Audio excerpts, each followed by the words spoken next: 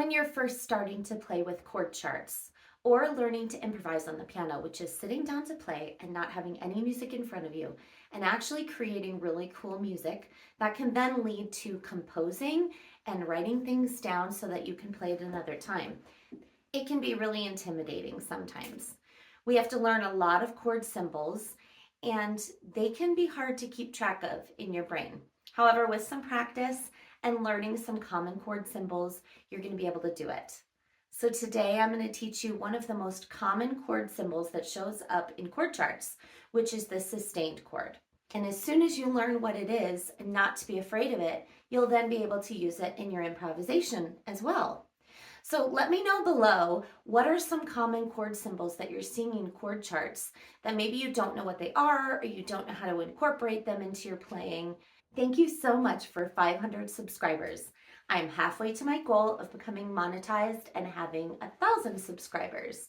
So if you are not subscribed, I would love to have you a part of RLP Studios family. So make sure and hit the subscribe button below. Also, if you click like for this channel, it's going to help me out so much. Is playing in different keys difficult for you? Check out my improvisational playlist as we're heading through the circle of fifths. The circle of fifths is a tool that teaches us all of the different keys on the piano. Because we all start out in the key of C major, which seems to be easy because it's all of the white notes, but there's so many other keys on the piano as well. And especially if you're looking up songs to play with maybe free chord charts that are online, they're not always going to be in the key of C. The key of C is great to start in because it teaches you different chords and you don't have to worry about black notes on the piano, but there's so much more to learn and that can lead to a much richer experience. So today I'm going to teach you the sustained chord, but also I'm going to give you one of my favorite chord patterns that you'll be able to use right away. They show up in chord charts a lot and in pop music, but also it's going to help your improvisation. So come to the piano, I'll show you the sustained chords in lots of different keys, and it's not going to be as scary as you think it is. We are going to start out in the key of C major, which are all the white keys between C and C. It will be easier to see this in C major, but then it will translate into all of the different keys on the piano. So I always recommend starting with a scale to begin. You can use one finger or all your fingers.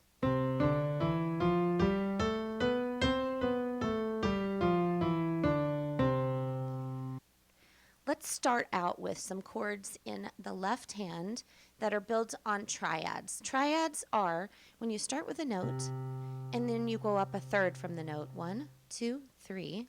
So that's an E. And then from the bottom, if you go up a 5, 1, 2, 3, 4, 5, we get to a G. So a C, E, and G is our first triad. That's our number 1 chord. Then we're going to go to a 6 chord. 1, 2, 3, 4, 5, 6. That's on an A. So let's move down to this A and we build a triad on top of that. A, C, E. All right, so we're going from a 1 chord to a 6 chord. Now let's go to a 4 chord. So that from C, we go 1, 2, 3, 4. That's an F. We were here, so let's move down to this F. And now we're going to go up to a 5 chord, which is 1, 2, 3, 4, 5. That is a G, so we make a triad on the G. This is the common chord pattern that you most see, and a lot of times people get stuck in this, but we're going to look at a way to make it sound a little bit better. So with our 5 chord, let's start on C and go to a 5. 1, 2, 3, 4, 5. That's a G. So a G chord, G, B, and D is the 5 chord in the key of C. If we take our third, which is a B, and we move it up 1 note, we get to a C. Let's play that instead and hear how it sounds. So that put a second up here at the top. So that sounds very dissonant to our ear and like it needs to move somewhere. So then we're going to make it go back down to the original note, which was the B. All right, so we're going to do the second on top and then move it down. That is called a sustained chord, where you are moving the third up 1 note and then going back down. All right, so now let's listen to a chord pattern where we have the sustained chord. So the sustained chord is always going to resolve to the 5 chord. So if we have our 1, then we go to our 6, then we go to our 4, and now I'm going to do the sustained 5 and resolving to the 5. Do you hear how that sounds so much better?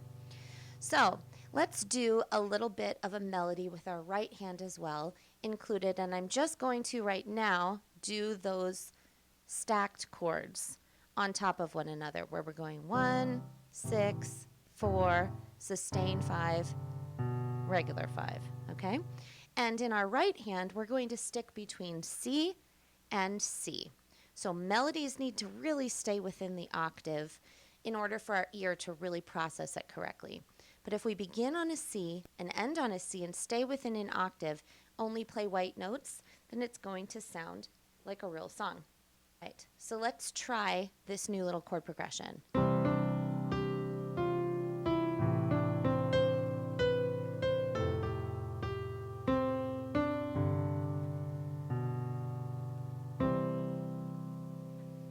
All right, let's try that in some different keys. Let's go to a flat key this time. So we're going to do the key of F major. So F major has all white notes except for the B. Instead of the B, we're going to make that a B flat. So here is an F major scale with a B flat instead of a B.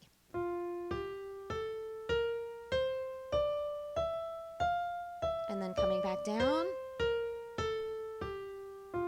All right, so let's go straight from the 1 chord in F to the 5 chord. So we're going to go 1, 2, 3, 4, 5, and that is a C chord, okay?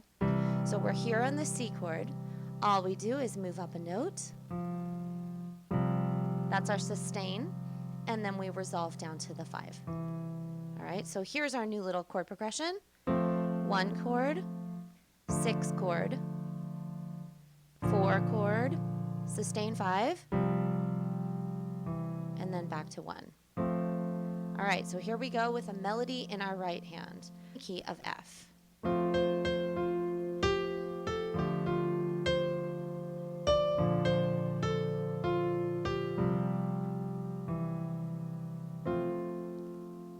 And this works for any key on the piano. Let's just do one more.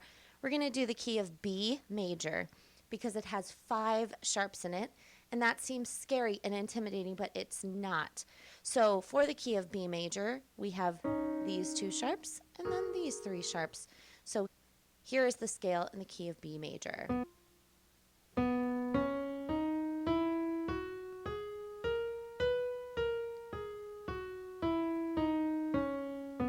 So the only 2 white keys you're hitting in the key of B major is B and E, and the rest of them are black notes, all right?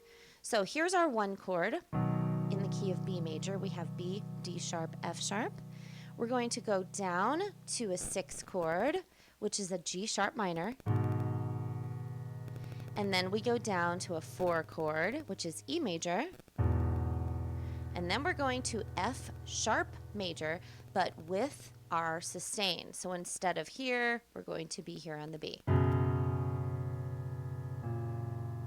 So the original 5 chord is F sharp, A sharp, C sharp. But we're moving up a half step to our next note, which is B, and then resolving down. Here is a little melody in B major.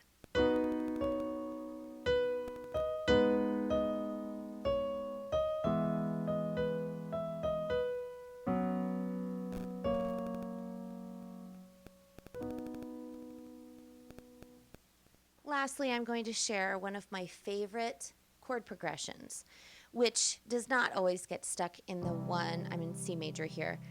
1, 6, 4, sustain 5, regular 5. So now the only thing that we're going to change, when we have done our sustain 5 and then our resolution to the regular 5 chord, we're going to go then to a 4 chord. And then back to our 1 chord. So going from the 5 sustain, 5 regular, 4, 1 is a really cool chord progression to make it sound just a little bit different. So anytime we go from a 4 chord to a 1 chord, that is called a plagal cadence. So right now we are putting the plagal cadence in place, and I want you to hear how much different it sounds. So I'm going to stick with the key of C. We're just going to do the stacked chords, and then I'm going to show you how to make it sound a little bit more full instead of just doing stacked chords in your left hand. So here we go in the key of C with our 1 chord.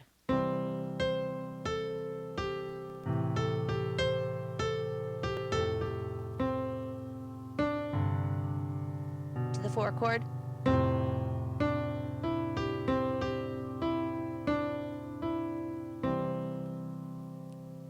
And now to give you a little bit of a better idea of what that can sound like, I'm going to do my favorite way to do my left hand, which is using an octave with your 5 and your 1 finger, and then adding the 5th in there.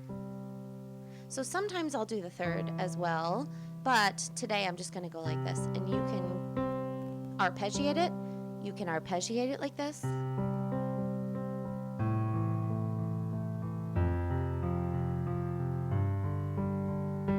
And you'll notice that if I'm doing this pattern, it's hard to get the sustain in there. So I will actually do that with my right hand, all right? So this is with adding some chords in your right hand so it sounds a little bit more full.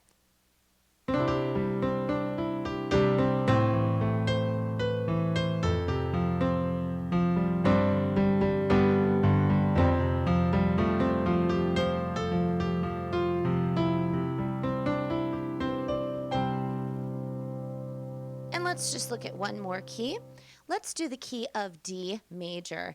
Make sure to check out my video on playing in the key of D major. That includes an F sharp and a C sharp. So here's the D major scale. And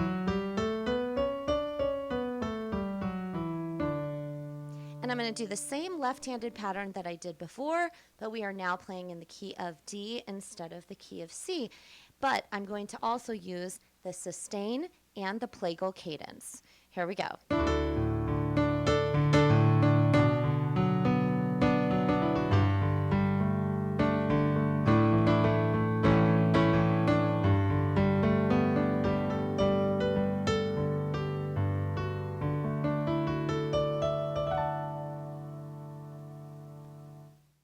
See, that wasn't scary, was it? The sustained chord brings tension to the sound that is then resolved by the next chord, which is the 5 chord.